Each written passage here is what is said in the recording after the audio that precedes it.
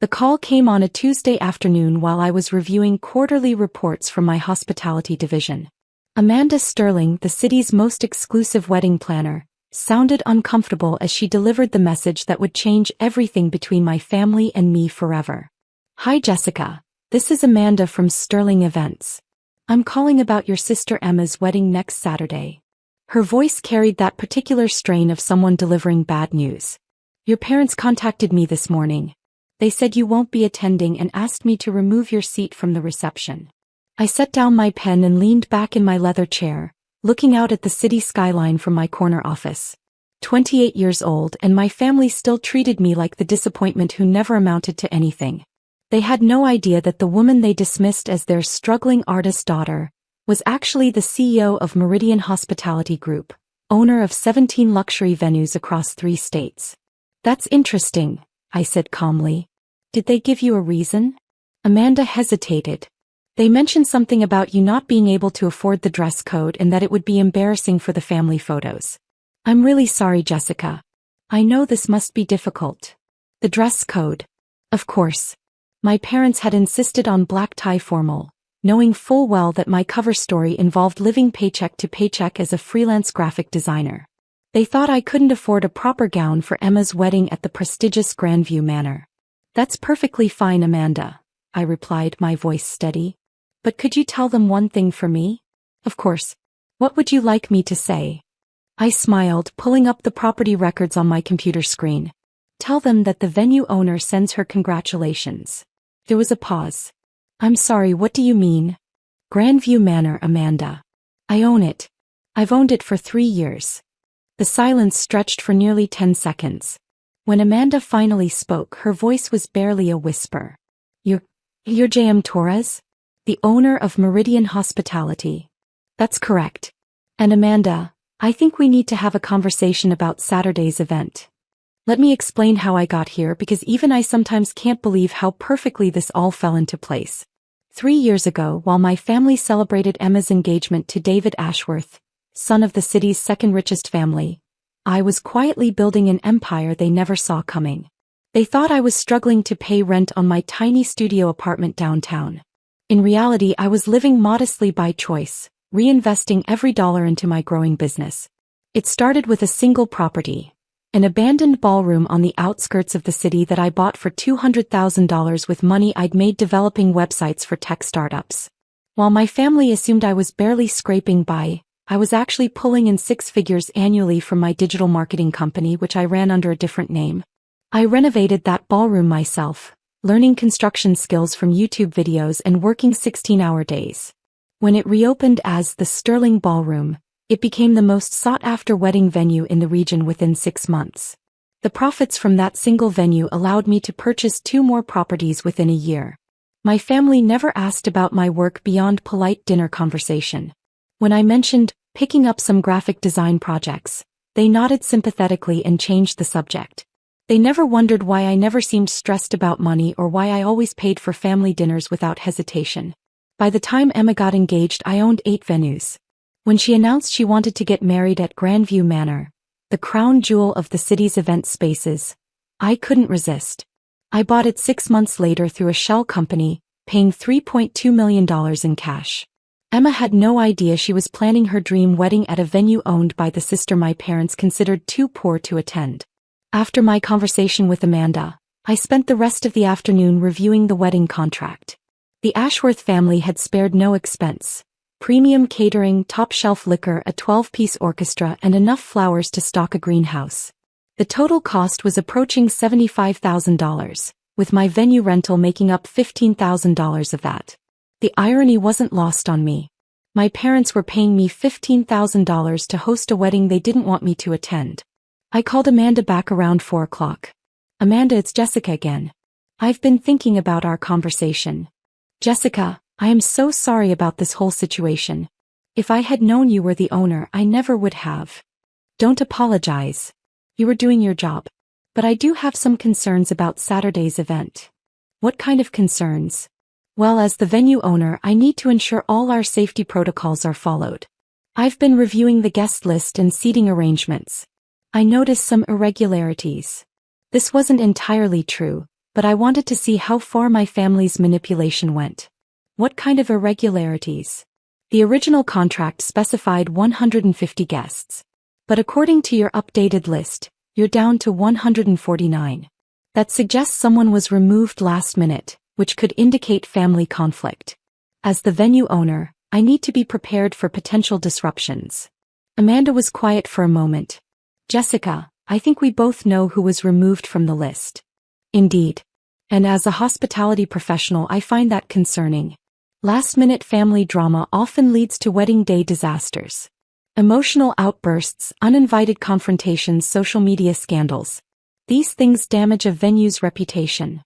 I could hear Amanda flipping through papers. What are you thinking? I think the family needs to be informed about some policy changes. Effective immediately. The next morning, I drove to Grandview Manor to inspect the wedding preparations personally.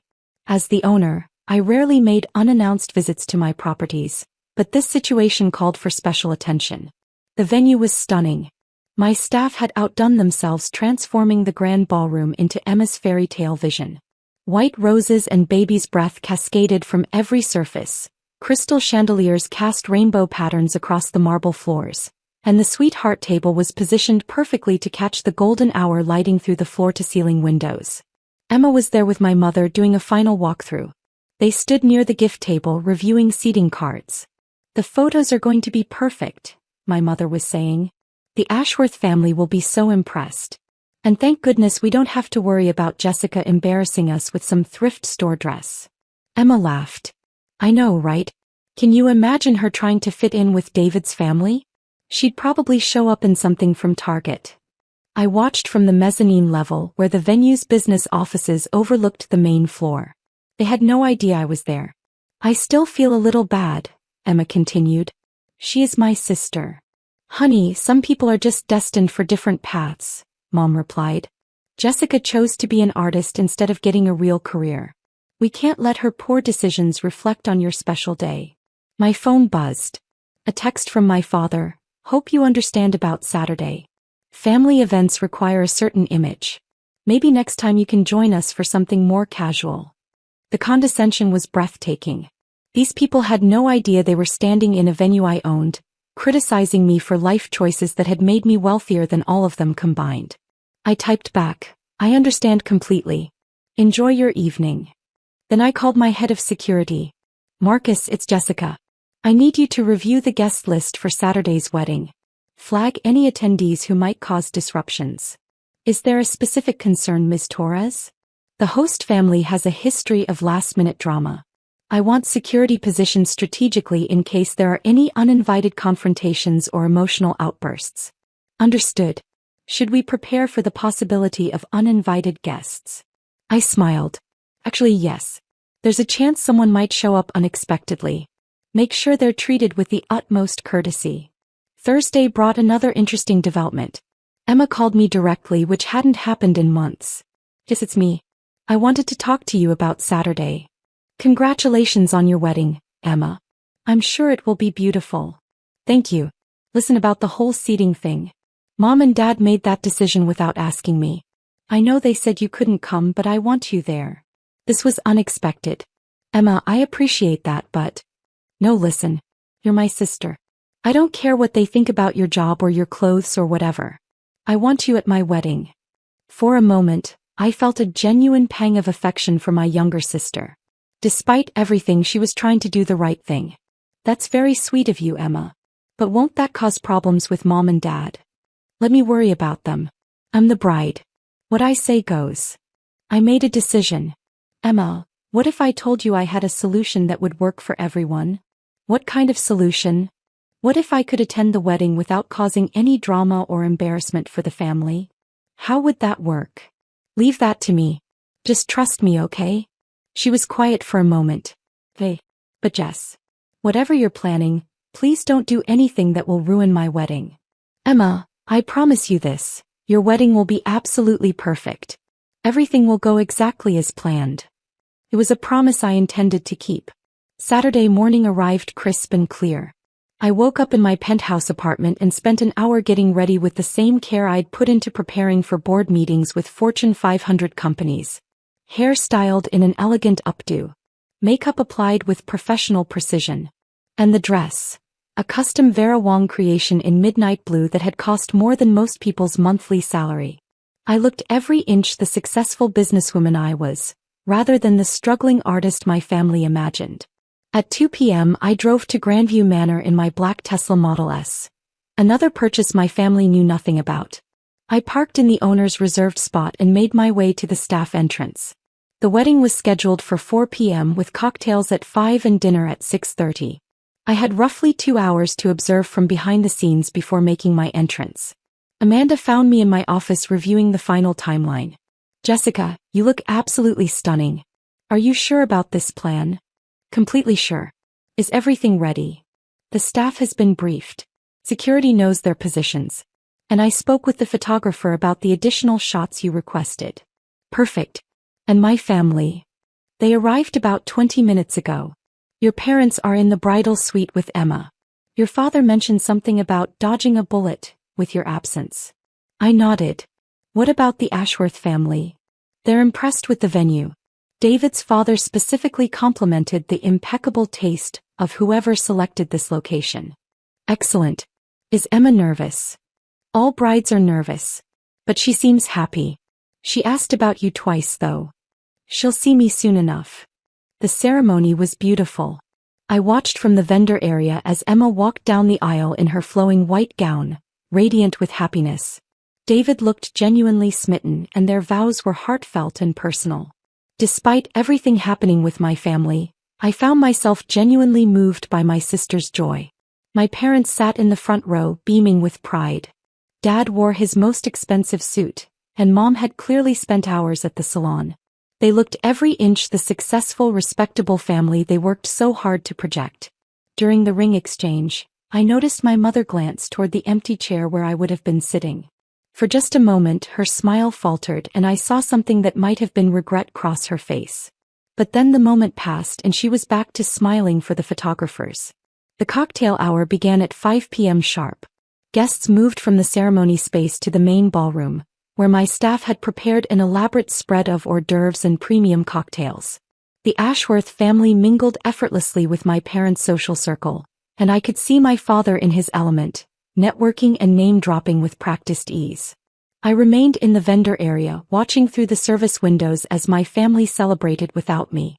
It was surreal, seeing them enjoy my hospitality while believing I was too poor and embarrassing to attend. At 6:15 p.m., Amanda found me making final preparations. "It's time," she said. I checked my reflection one last time, straightened my shoulders and walked toward the ballroom entrance. The grand ballroom was in full swing when I appeared in the doorway. Guests were seated at their elegant tables, enjoying the first course while a string quartet played softly in the corner. The lighting was perfect, the flowers were spectacular, and everything looked exactly as I had envisioned. I stood there for a moment taking in the scene. Then I began walking slowly toward the head table where Emma and David sat with their families. The first person to notice me was David's Aunt Margaret, who did a visible double-take when she saw me.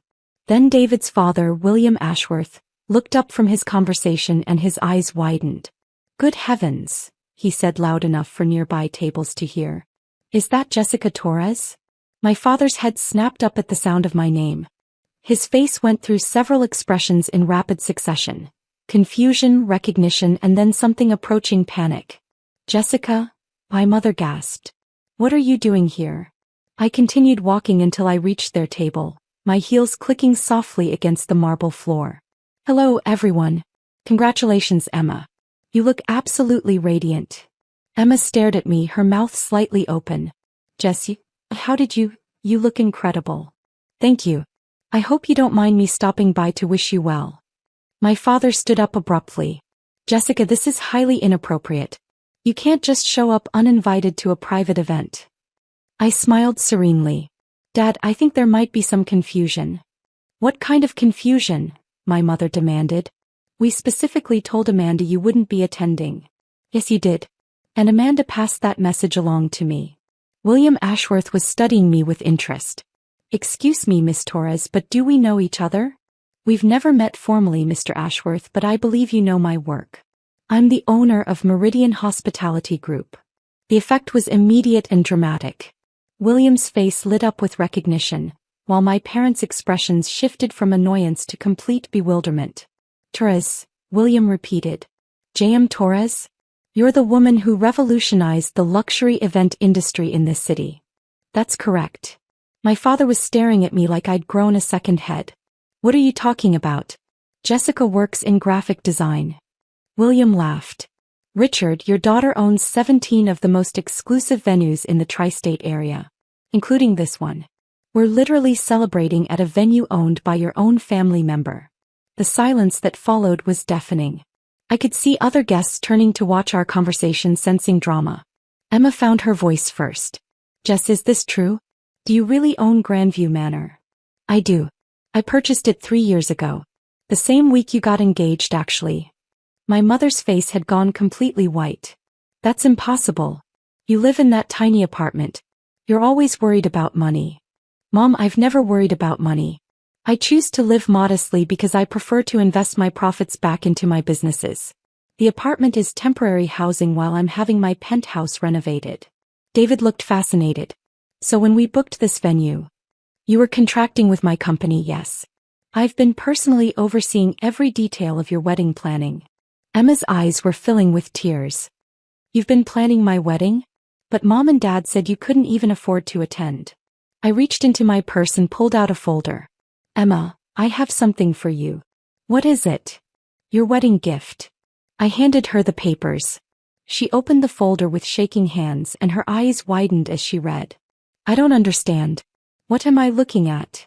The deed to a house. 4 bedrooms, 3 baths on Maple Street.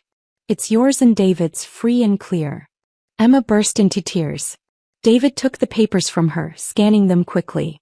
This house is worth $400,000. It seemed like an appropriate wedding gift, I said simply. My father was still struggling to process what he was hearing. Jessica, I don't understand any of this. If you're wealthy, why didn't you tell us? I looked at him calmly. Dad, when exactly would I have told you? During one of our monthly dinners where you lecture me about getting a real job? Or maybe during the family gatherings where you introduce me as your artistic daughter, who hasn't quite found her way yet? But we're your family. We should have known. You never asked.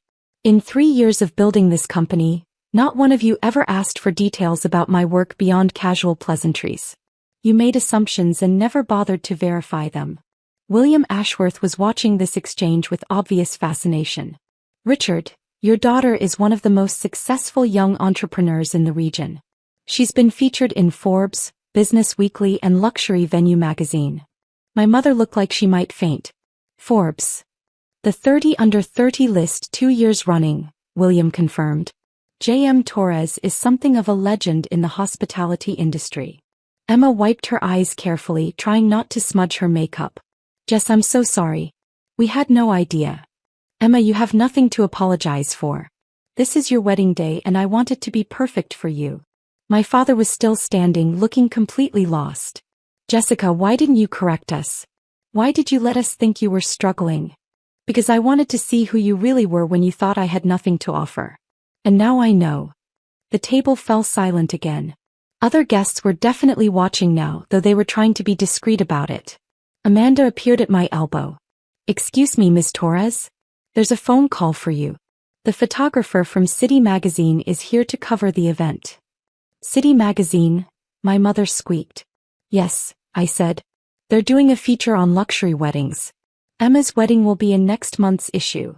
Emma's face lit up through her tears. Really? Really? You deserve to have your perfect day documented and celebrated. David stood up and extended his hand to me. Jessica, I owe you an apology. I let my future in-laws' assessment of you influence my opinion without ever getting to know you myself. I shook his hand. No apology necessary, David. You're marrying my sister, which makes you family. That's all that matters to me. William Ashworth raised his glass. I'd like to propose a toast to Jessica Torres, whose vision and hard work have given us the perfect setting for this beautiful celebration. The entire ballroom raised their glasses and my parents had no choice but to follow suit, though they still looked shell-shocked. After the toast, I pulled Emma aside. Emma, I need you to know something. Despite everything that happened this week, I'm genuinely happy for you. David seems like a wonderful man, and you deserve all the joy in the world. Jess, I'm so sorry about Mom and Dad. If I had known. Don't worry about them right now. This is your day. Dance with your husband, enjoy your friends, and celebrate this moment. We can deal with family drama later. Will you stay for the rest of the reception? I glanced over at my parents, who were huddled together in intense conversation while William Ashworth regaled other guests with stories about my business successes. For a little while. But Emma, I think our family dynamic is going to be very different from now on. She nodded. Maybe that's not such a bad thing. I stayed for another hour, long enough to see Emma and David's first dance and to accept congratulations from several guests who recognized my reputation. The Ashworth family treated me like visiting royalty, with William insisting on introducing me to every important person in the room. My parents remained subdued, clearly struggling to reconcile the successful businesswoman standing before them with the daughter they thought they knew. As I prepared to leave, my father approached me. Jessica, could we talk privately for a moment? I followed him to a quiet corner of the venue. I owe you an enormous apology, he began. We completely misjudged you and our behavior this week was inexcusable. Dad, I appreciate that, but... No, let me finish. We uninvited you from your own sister's wedding because we were embarrassed by what we thought was your lack of success. Meanwhile, you were not only successful beyond our wildest dreams, but you were also personally ensuring that Emma had the wedding of her dreams. The irony is overwhelming. I studied his face, seeing genuine remorse there. Dad, what exactly are you apologizing for? For not believing in me or for getting caught not believing in me? He was quiet for a long moment. That's a fair question. And I think the honest answer is both. At least you're being honest. Jessica, is there any way we can move forward from this? I know we've damaged our relationship, but you're still our daughter. I considered his question carefully. Dad, I've spent 3 years building a business while letting you believe I was failing. Part of that was because I wanted to succeed on my own terms without family expectations or pressure. But part of it was also because I wanted to see how you'd treat me when you thought I had nothing to offer. And we failed that test. You did. But the question now is, what do we do with that information? He nodded slowly. What would you like from us? I'd like you to respect me. Not because I'm successful, but because I'm your daughter and I deserve your respect regardless of my net worth. I'd like you to stop making assumptions about my life and actually ask me about what I'm doing. And I'd like you to apologize to Emma for trying to manipulate her wedding guest list. Done. All of it. Dad, I'm not going to pretend this didn't happen. Our relationship is going to be different now. I understand. But Jessica. Yes. I'm proud of you. Not just because you're successful, but because you handled this situation with more grace and maturity than any of us deserved. As I drove home that evening, I reflected on the day's events. Emma's wedding had been everything she'd dreamed of, and despite the family drama, she'd looked genuinely happy. My parents had been forced to confront their own prejudices and assumptions. And I'd finally stopped hiding who I really was. My phone buzzed with a text from Emma. Thank you for the most perfect wedding day ever. And thank you for the house. But mostly thank you for being my sister. I love you. I smiled and typed back, I love you too. Enjoy your honeymoon. The next morning, I woke up to 17 missed calls from my mother and a voicemail that was equal parts apology and interrogation about my business empire. There were also messages from 5 different reporters who wanted to interview me about the wedding venue owner surprise. And an email from William Ashworth asking if I'd be interested in planning events for the Ashworth family's corporate functions. But the message that made me smile was from Amanda Sterling. Jessica, that was the most professionally handled family drama I've ever witnessed. If you ever want to switch careers and become a wedding planner, I'd hire you in a heartbeat. I poured myself coffee and sat down at my computer to review the weekend's revenue reports. Meridian Hospitality had had its most profitable quarter yet, with 3 new venue acquisitions lined up for the next 6 months. Emma's wedding had been perfect, just as I'd promised. But more than that, it had been the catalyst for something I'd been avoiding for 3 years. Finally being honest with my family about who I really was. The woman they'd dismissed as too poor and embarrassing to attend a wedding had given them the most beautiful wedding venue in the city. The daughter they thought was struggling had quietly built an empire while they weren't paying attention. And now, finally, there were no more secrets between us. Well, almost no secrets. They still didn't know about the yacht I was buying next month, or the vacation house in Tuscany, or the fact that I was considering opening venues in 3 new cities.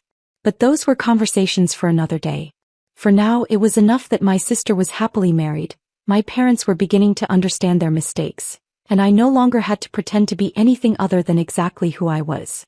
Success, I'd learned, wasn't just about building wealth or achieving recognition. It was about having the confidence to be yourself, regardless of what others expected from you. And in that ballroom, surrounded by family who finally saw me clearly, I'd felt more successful than any business deal had ever made me feel. The best part? This was just the beginning.